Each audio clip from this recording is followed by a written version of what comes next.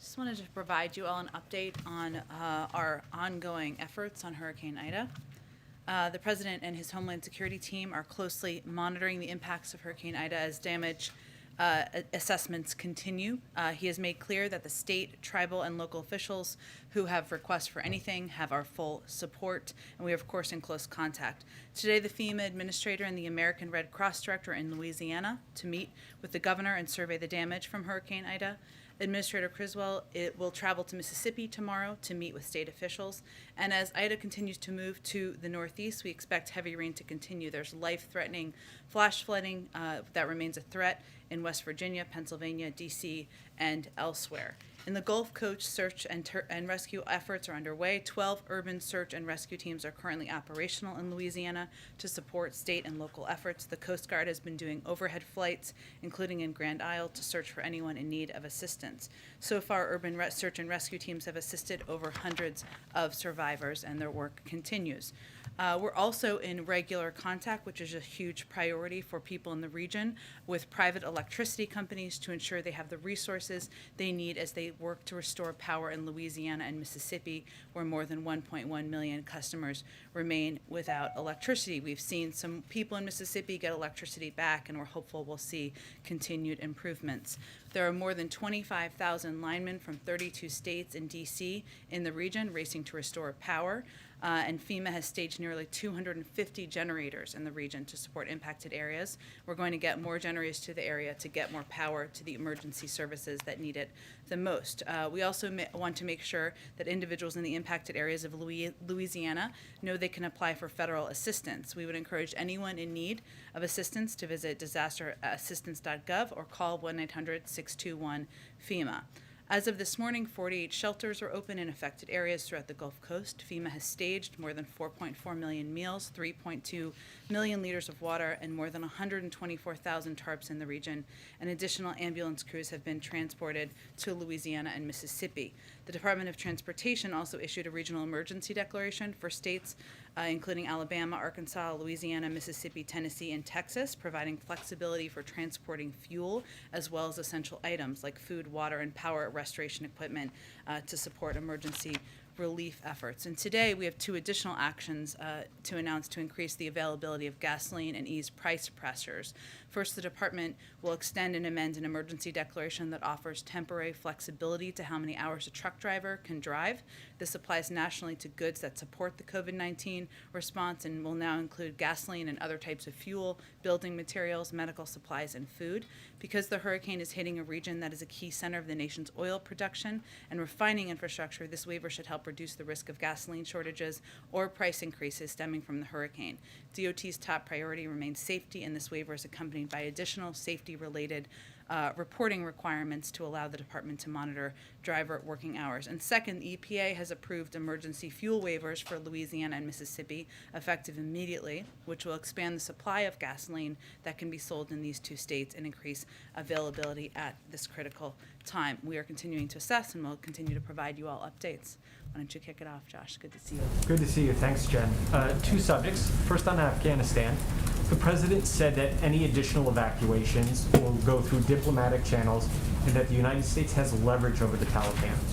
Can you tell us what those channels look like and what kind of leverage the United States has? Absolutely. Well, first I would say I would point you to the remarks that the Secretary of State provided last night, but let me give you some highlights of that.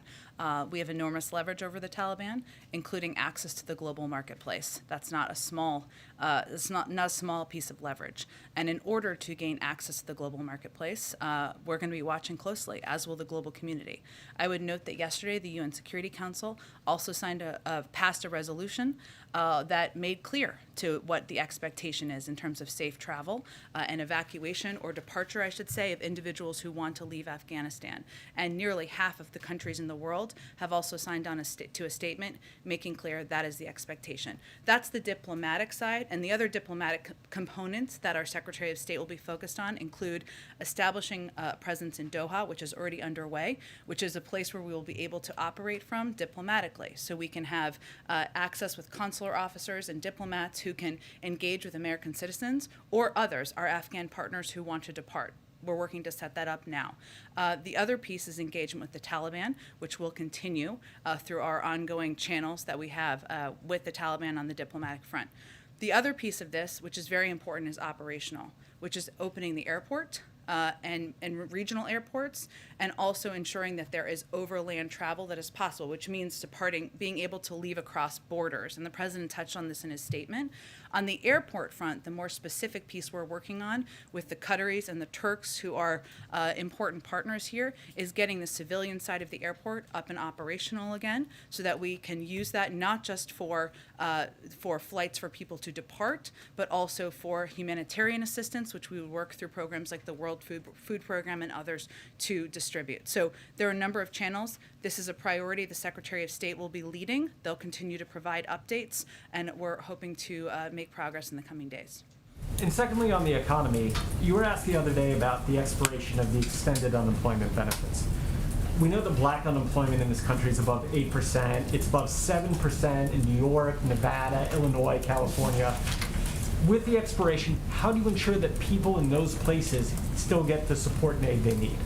You're right, and Josh, it's vitally important to look at the fact that there are different circumstances in different states. So if we just take a step back and look at the national landscape on these benefits, in about half of all states, 24 governors have already made the decision to eliminate pandemic unemployment benefits. That's a choice they have made.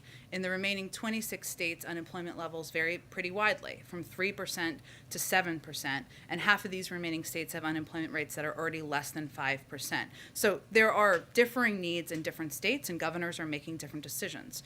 What we're trying to do, and what we announced about 2 weeks ago, but obviously there was a lot of news going on, is our effort to put new tools in place to help states that choose to further extend pandemic unemployment benefits because of those needs, because they're states like those you have mentioned, or because they have higher rates of unemployment among African Americans or other groups that need additional assistance. So the Secretary of Treasury and the Secretary of Labor sent a letter to Chairman Wyden and Chairman Neal underscoring and affirming that states can use their allocations of the $350 billion of state and local fiscal relief funds included in the American Rescue Plan. That is funding that can be used. The Department of Labor has also made $90 million in career grants available to support comprehensive reemployment services for all Americans, and $146 million in reemployment services and eligibility assessments.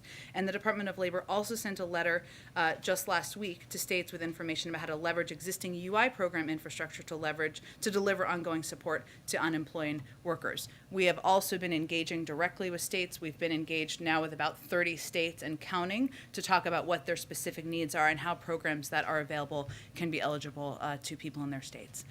Go ahead. First on Ida, thank you for all that information. You still tracking that he might go to the region at some point? He certainly is open to that. What he does not want to do is interrupt rescue and recovery efforts, which, as many of you may or may not know who've covered hurricanes before, people leaving their homes and going to evacuation centers, that can increase in the days ahead. It isn't always just in the day after, and certainly there are ongoing efforts on the ground, as I just noted. So he's open to that. I don't have anything to announce at this point in time. Obviously, the President of the United States going to a region takes a lot of resources. On Afghanistan, is there any sense of if and how many Americans might have left today? Is there even a way to track that for the U.S. government at this point? Well, I will say we remain in touch through a range of means of communication: email, text, WhatsApp. That's something that we could certainly do from here, but also having a presence in Doha and diplomats in the region will enable that to happen locally or close by as well. I don't have an update for you on the numbers, but that's something the State Department would have the best assessment of. We have asked and talked a little bit about the president's mood over the last few days, or his sense of all of this. A few of us observed he seemed angry at the beginning of the speech today. Who's he mad at? I would say I'll give you a different assessment of what I saw, which is that he gave a forceful assessment, laid out a forceful case to the American people as to why it was time to wind down a 20-year war that has led to the loss of thousands of lives. And in his view, and I think he made a firm case of this, it's not in our national security interest to be on the ground anymore. And on North Korea, the ongoing situation there, what's your current understanding of what they're doing with their nuclear program, and is there any renewed outreach to Kim Jong-un and his regime? Well, we have left the door open and obviously reached out through our channels. I don't have an update for you in terms of any response to our offer. Our offer remains to meet anywhere, anytime, without preconditions. We're obviously aware of the reports we've seen over the last 24 hours, and we're closely coordinating with our allies and partners on developments and assessing closely. Go ahead, Jeff. Jen, the president said in his remarks just a short time ago that in April, a deadline was set for August 31st. In fact, in his April remarks, he set a deadline for September 11th. So what changed over these last few months between the August 31st deadline and the September 11th initial deadline? Was that the deadline agreed to, a new time frame agreed to by the Taliban or suggested by them or by this administration, or what's the discrepancy there? The military gave their assessment that they needed 120 days to wind down our presence in Afghanistan, so we abided by that. But in the April speech, September 11th was the date. The August 31st date just arrived between April and now. And he bases strategic decisions, tactical decisions, I should say, on the advice of the military and commanders on the ground and the timeline they needed to wind down our presence. And hence, here we are. It was his timeline, though. It was not the Taliban's timeline. So he moved up the timeline to August 31st. We needed 120 days, and we abided by the advice of the military. Jeff? Jen, can you clarify whether the United States has an agreement with the Taliban to allow more Americans and other Afghans to leave the country?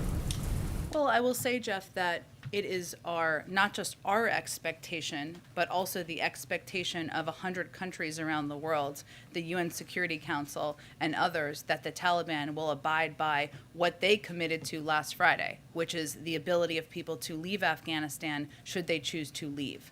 There do need to be ongoing diplomatic negotiations, or discussions, I should say. That's a part of what the Secretary of State and his team will be leading. But I would note that the Taliban conveyed that on Friday, a leader of the Taliban. Again, more than half of the countries in the world have conveyed clearly what they expect, and the UN Security Council signed a resolution yesterday. So those are the diplomatic pieces that have moved forward, but this will be a top priority in the days ahead.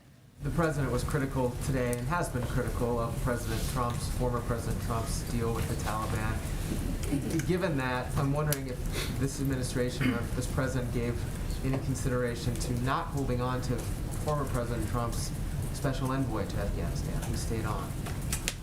Look, I think the president wanted to be clear about what he was left when he took office, and he laid that out very clearly in his speech. But just to reiterate, since you gave me an opportunity, a couple of the points.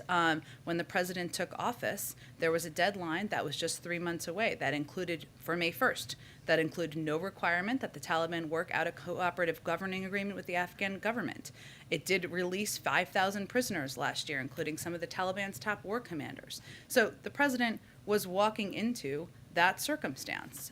He wanted to leave Afghanistan. It's a war he has long felt we needed to depart from. He's felt that was long overdue. But that was the circumstance he walked into, and frankly, there's a little bit of selective memory loss from some of the people who served in the last administration about these circumstances. But my question was actually, why hold on to the Afghan envoy, the U.S. envoy to Afghanistan, who served under President Trump? Why did President Biden hold on to him? The president has made changes where he saw fit and has not made changes where he felt the person continued to be the right person for the job. That's not a political decision. Go ahead. Thanks, Jen. So we heard from the National Security Advisor, Jake Sullivan, this morning on Good Morning America. He's mentioned that 98% of those on the ground there in Afghanistan and a small number who remain, they have reached out. They got out, as many people as they could. Is the administration essentially placing blame on Americans who could not get to the airport in time? I think what the president stated clearly, and I know that Jake Sullivan has stated clearly, and our Secretary of State has stated clearly, is that our commitment remains. There is not an end to our commitment to American citizens who are in Afghanistan who want to leave. That's the same for any country in the world, for American citizens who want to leave and want to come home to the United States. It's also important for people to note and understand what the process has been and what we've undergone over the past few months, and that's what the president laid out, and we think it's still important for the American people here in the United States to understand that.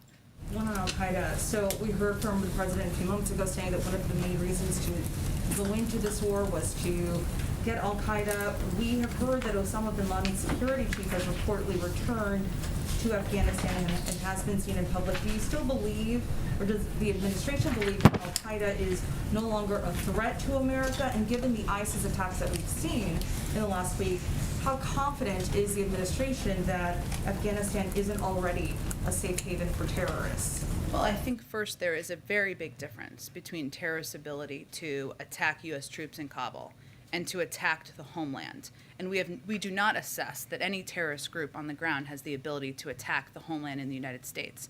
It is incumbent upon the president, the national security team, to prevent that from ever being the case. But there is a very big difference between those two. Go ahead. I know that the military obviously recommended to the president, or at least you said they recommended to the president that it would be best to keep that August 31st deadline. But the president himself, in his interview with ABC News, said that if there's American citizens left, quote, we're going to stay until we get them all out. I think the president's explained his rationale for leaving 100 plus Americans behind. But can you talk about why he allowed his credibility on this issue to sort of go out the door on making a flat promise and then not keeping it? Well, first I would say that the president remains committed to getting every American citizen who wants to get out. That's an enduring commitment, one that will not change, and one we're going to focus on every single day. I would also note that over the course of the last 2 weeks, we have seen a terrorist attack that took the lives of 13 of our service members. And there was and part of our assessment always is going to be the risks, a risk assessment. So I think the question was, do you leave 6,000 service members as there are heightening threats, heightening risks every single day? Or do you work through a diplomatic process and efforts to ensure that we will have the ability to get these American citizens out? That's the assessment we made. I mean, after that terror attack, and he made clear that you weren't going to let the terrorists sort of dictate the timeline. And we didn't, and we've evacuated tens of thousands of people since then. I guess, was it a mistake for the president to have promised that we would remain until everybody left the country? We are going to get every American citizen out. That has not changed. One last one on, you mentioned the leverage that we might have and how access to the global marketplace was a big element of that. Can you kind of explain how the sanctions regime that's currently on the Taliban is going to apply to what is now the government of Afghanistan? Is there a chance for Afghanistan, the country, to access its reserves or sort of avoid those sanctions? Will the central bank be sanctioned? Are they going to have that ability as part of this sort of partnership that you've talked about? Well, it's going to be based on what their behavior is. And I think the president clearly outlined that we're going to be watching, as the world will, what the Taliban does. That is certainly allowing American citizens to depart. It's certainly allowing Afghans and our partners to depart. It's also how they operate as it relates to treatment of women, to human rights. There's a range of factors at play here. So I don't have anything to predict for you. Obviously, there's a great deal of economic leverage. You referenced sanctions that are already in place that we have, that the global community has, and we'll have to assess how things happen over the course of the coming days, weeks, and months. Go ahead, Jackie. Thanks, Jen. One question on the dignified transfer, and then I want to get to Afghanistan. Some of the Gold Star families have criticized the president's conduct at the dignified transfer. There was a father of one Marine who said that the president appeared to be checking his watch every time a flag-draped transfer case came out of the plane. And a sister of another Marine said that it felt like a fake and scripted apology. Was the president looking at his watch, and does he have a message to those people who felt that they were offended? Well, I would say his message to all of the family members who were there, those who were not even in attendance, is that he is grateful to their sons and daughters, the sacrifice they made to the country, that he knows firsthand what it's like to lose a child, and the fact that no one can tell you anything or say anything, or there's no words that are going to fill that hole that is left by that.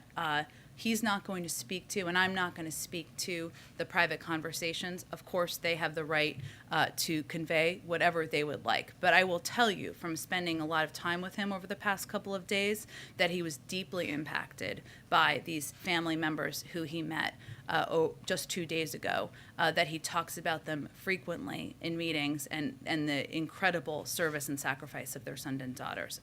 That is not going to change their suffering, but I wanted to convey that still. And then Go ahead. On the future aid to the Taliban that Jake Sullivan was talking about this morning. Yeah. He said when it comes to economic and development assistance with the relationship with the Taliban, it'll be about the Taliban's actions. Should we understand that to mean that economic and development assistance could translate to taxpayer money eventually going to the Taliban at some point? I know it's different from the humanitarian aid we've been talking about, the World Food Program and things like that, but these specific references that Sullivan made this morning. Well, I would go back to kind of the earlier question on this. There's an enormous amount of money they have at in the Federal Reserve. I shouldn't say they. The government of Afghanistan has in the Federal Reserve, which they don't have access to right now. That's actually their money that's being held there. So that's one of the questions here. There are also sanctions that are in place on a number of leaders. Obviously, that prevents them from doing business in various parts of the world. I think that's really what Jake Sullivan was referring to. Go ahead. To get back real quick to this issue of leverage, and I understand the U.S. plans to use that leverage for safe passage, but what specifically does the U.S. also want to see from the Taliban that they would use that leverage to get? You mentioned human rights or women's rights. Will the U.S. use its leverage if, for example, the Taliban doesn't allow girls to go to school or appears to be violating basic women's rights? I think the president said that in his speech. Okay.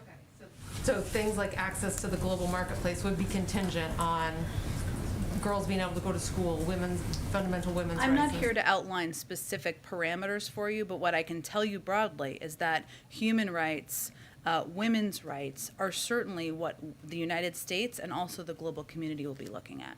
And I know the president also said in his speech that that assumption about how long the Afghan government would hold on, how long the military would be able to hold on, he acknowledged that that was a failed assumption. Who is responsible for that assumption? Is the president frustrated with his team at all for having made that false assumption?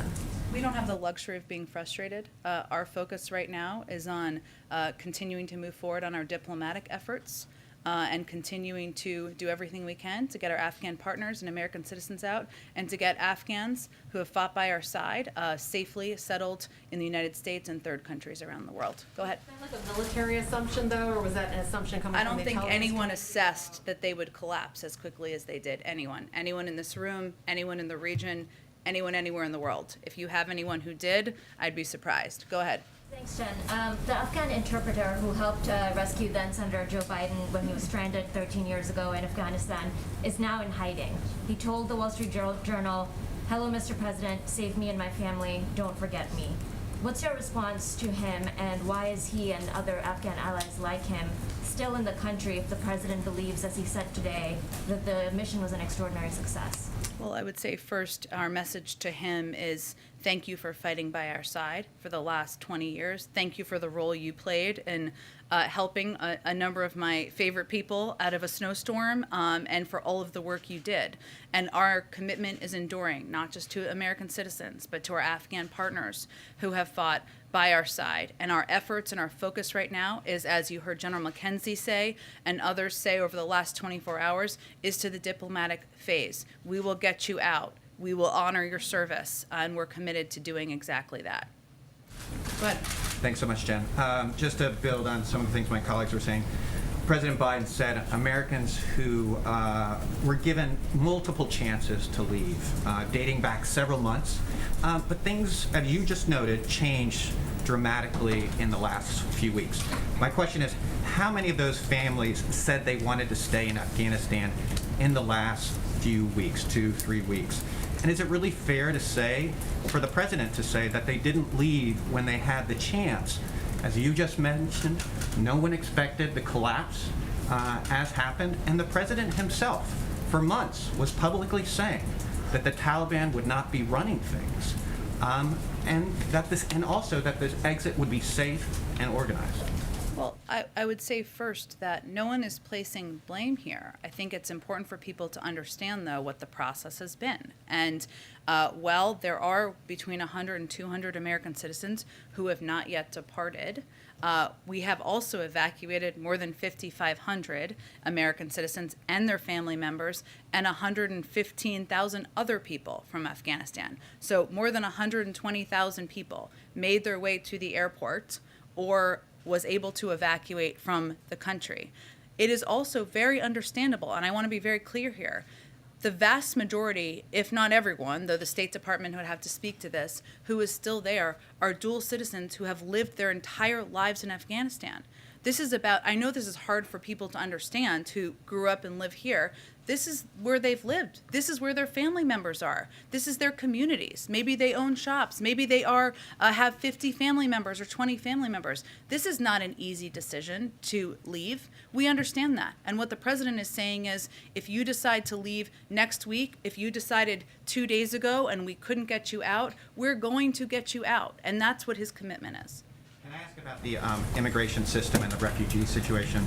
The U.S. immigration system is already very overstretched. It's dysfunctional. I wanted to know what steps is the administration taking to ensure that the tens of thousands of Afghan people who are being resettled here in the United States are not going to be caught up in red tape and that they're going to get the resources they need? Well, first, the president has asked the Secretary of Homeland Security to lead this effort, and there is a process that includes not just a thorough background check and vetting process, but as individuals come to the United States, some will end up going to military bases where they will have access to a range of resources, including vaccines. Those who are parolees will be required to get those vaccines. And what we are working to do is ensure we are leveraging and working with all of the incredible refugee resettlement organizations around the country who are eager and open to helping these Afghan refugees, also to veterans organizations who are eager and open to helping these Afghan refugees resettle in the United States, and work through as orderly a process using every lever of government, from the U.S. military, the Department of Homeland Security, to move this process as rapidly as we can. Go ahead, Amy. The president was very clear today, as he has been, about why he thinks U.S. forces should not be in Afghanistan right now. But he was part of the Obama administration in 2014 when the then president decided he needed to send troops back to Iraq after several years to deal with the Islamic State threat. Does the president rule out needing to send troops back to Afghanistan to deal with a similar threat should it arise now? I'm not going to look into a crystal ball in the future, but I think he's been pretty clear he doesn't have an intention to start another war and redeploy troops to Afghanistan. And what we've seen over the past week is that our over-the-horizon capacity can work and has worked in going after ISIS targets and killing people who went after our troops. So that's where our resources and our focus is going to be on at this point in time. I have another little bit of a crystal ball question. Okay. Ultimately it will be up to the president to decide whether to establish diplomatic relations with a Taliban only or Taliban-led government. And while Secretary Blinken and others have set some of the parameters for that, does the president himself have a view about whether it would be appropriate to ever have a full U.S. diplomatic relationship with the Taliban? Well, just like in any circumstance, it would depend on the conditions. But there's no rush to recognition coming from any aspect of this government or from the international community. Go ahead. Building on Ann's first question, does the president envision any situation in which he might deploy a large amount of U.S. troops abroad under his presidency? Any sort of foreign conflict that would require the sort of mass troop deployment that he just said we are trying to move past? Well, I think one of the pieces that he talked about in the speech was how he views our engagement in the world, and I think this is probably why you're asking this question, and the horrible scenes and memories of the last few weeks. And as we think about how we embark on or how we use military force, these moments and these divisions of the last several weeks or months or years should stick in us, and stick in our minds. He made clear, first, we must set missions with clear, achievable goals, not ones we will never reach, and second, we must stay clearly focused on the fundamental national security interests of the United States. I mean, the president has not hesitated to use force when warranted. when he feels it's been warranted. He has done strikes in certain parts of the world. He has made very clear, and he said today, our work with you, we're not done with you, ISIS. That was a paraphrase, but he said it better. And that, I think, sends a clear message that he's going to go after terrorists. He's not going to hesitate to use the capacities and capabilities we have. But he also wants to be mindful about how we use thousands and large swaths of troops, and I think he was sending a clear message about how he views that. And the second question, the president has obviously been very consumed by this situation and by the hurricane, but as we roll into September, should we expect to start seeing him doing public events again for his economic agenda, particularly facing the month in Congress that awaits it? Absolutely. I think you can expect the president to be communicating over the coming weeks on a range of issues that are front and center on the minds of the American people. Certainly he gave a speech today on Afghanistan, but certainly you can expect to hear from him more on his Build Back Better agenda, on COVID and his commitment to getting the virus under control, to speak to parents and those who have kids going back to school. There are a range of issues he's eager to communicate about. Absolutely. Go ahead. Did the president watch the takeoff of the last flight from Afghanistan yesterday? And has he been in contact with, any of the service members who were on the last flight? Well, he did. I know there's been some reporting out there on this, but I can confirm for you that the president learned of the last flight safely leaving Afghanistan when he was in the Oval Office, meeting with members of his national security team and some senior advisors. And a note was passed to his national security advisor, Jake Sullivan, who conveyed it to the president, the news to the president. Obviously, in those cases, for those of you who have watched these events closely, you have to wait until they're out of airspace. Hence, it was a little bit before you saw the announcement by the Pentagon. And he has conveyed repeatedly in meetings that I have at least been in to the military how grateful he is for their work, for the fact that they oversaw a historic airlift operation, one that evacuated more than 120,000 people in the middle of a civil war facing ISIS threats. He's conveyed his gratitude to them and to the work of his national security team repeatedly. When does the president plan to sign the bill that was passed in the Senate today that provides temporary assistance to Americans returning from Afghanistan? I'm sure as soon as possible, but I will have to check. Go ahead, Karen. Thanks, Jen. Just to go back to the line of questions from Justin, we heard the president say today that he remains committed to getting those Americans out. You said that commitment remains. You said it's an enduring commitment. You talked about the risk assessment that's been underway over the last couple of days or weeks, but it was less than 2 weeks ago when the president told ABC, yes, when he was asked, are you committed to making sure troops stay until every American who wants to get out gets out? He said yes. So obviously situations have changed, the threat increased, as you've said, but why should those Americans believe that this commitment is enduring when 13 days ago that commitment changed? Because he's evacuated 5,500 American citizens and their family members and 120,000 total people over the last 2 weeks, nearly all of them since that time. Go ahead. You've described the drone strikes as successful and that America still has over-the-horizon capability. It appears that several children were killed in one of the drone strikes. Can you say that it was still successful if that was the collateral damage? And how will the U.S. determine that it has the intelligence necessary to keep carrying out these drone strikes if civilians are going to be caught in the crossfire? Well, first I would say we take civilian casualties and the possibility of civilian casualties incredibly seriously in our U.S. military, perhaps more than any other country in the world. There is an investigation, and I don't believe the military or CENTCOM has spoken to or confirmed what has been some reporting out there by news organizations. I will note that in CENTCOM's statement just 2 nights ago, they made clear that their assessment was that there was the vehicle that was the target also had explosives in it, and those explosives may have also led to an impact on the ground, but there's an investigation that's ongoing. And you're confident that in the 2 drone strikes the U.S. did, terrorists were killed in both of those strikes? I believe that's the assessment that's been put out by CENTCOM. Go ahead, April. Jim, Afghanistan and Ida. First, I want to start with Ida. When Katrina happened, then President George W. Bush put the Gulf Coast in a special category. And then President Obama, as you remember, you were here at the time, kept it in that category for a while to build it back up. Are we at that point now where some parts of the Gulf Coast, specifically New Orleans and that area, will be placed in another category to help rebuild yet again because of the devastation of Ida?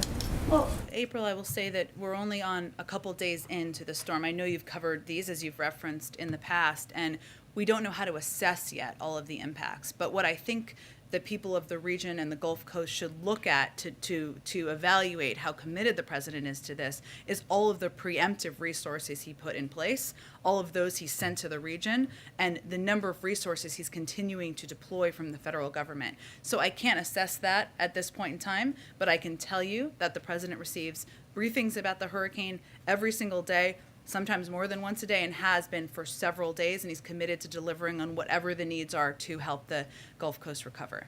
Afghanistan, we talked to Greg Meeks, the chair of the House Foreign Affairs Committee, and he said there will indeed be congressional hearings on this longest war in U.S. history from the beginning to this moment. What is the expectation of this administration when it comes to these hearings, and what are you willing to offer? Full transparency as it relates to how all of this happened beyond these speeches, but going into the weeds as to why, the hows, the who, what, when, where, and whys. Well, I would say first, we've already done several briefings with members, including in the classified setting, over the course of the last several weeks. And that speaks to our commitment to answering questions they have and being able to play our role in working with them on addressing the last 7 months. Now it's a 20-year war, so there's obviously a lot to dig into. One more. Yeah. But following up on that, but would this administration be willing to sit before hearings? Some in this administration go before Congress and answer questions about their part in this war. Again, I think we've clearly already been participating in Congress's asks, and we have already been briefing them. There haven't been specific requests made that I am aware of, and as they come, we'll speak to those. Embassies in the area doing in Europe and Spain to support this effort to help get Americans out and just this evacuation and going and shifting from the military operation to that of diplomacy? Well, there's been a huge role that our nation's diplomats have been playing already to date. Obviously, there's been a Herculean effort by the U.S. military on the ground, but our diplomats, the consular officers, many of them who are on the ground, or those who are making tens of thousands of phone calls to identify Afghan applicants, members of the vulnerable population, American citizens, that work will continue. And that work will continue to help get American citizens and others who have fought by our side out of the country. Go ahead, Rachel. Yeah, and the president said there's no deadline to get the remaining Americans who want to leave out of Afghanistan. But is there an acceptable timeline for the president for them coming home? Well, I would say, Rachel, if someone decides in a year they want to leave Afghanistan, we're going to help them leave. If somebody is now ready to, we're going to help them leave as quickly as possible. So I think that's what he was conveying. Go ahead. Thanks, Jen. I want to follow up on my question yesterday about deserving Afghans who did not get to leave. I think many people would understand that in the fog of war, despite the best efforts of the Marines and consular officers on the ground, mistakes are made.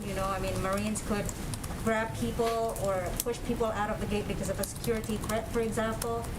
But what I was talking about were these specific allegations from our sources on the ground and people who are assisting in these rescue operations who say that because of inconsistent policies, conflicting policies, and also a lack of coordination between the State Department and the Pentagon, and also competing interests from people in Washington with influence who are pulling strings, this creates a chaos in which vulnerable Afghans, including SIVs, were left behind, but individuals who may not have who is not an at-risk individual gets to leave. So is the administration willing to admit responsibility for this situation, and what would be your remedy? I have no confirmation of what you've just outlined. What I will tell you is that 117,000, approximately, many of them Afghans, people who are not American citizens, were evacuated. That's more people than ever in any airlift in U.S. history.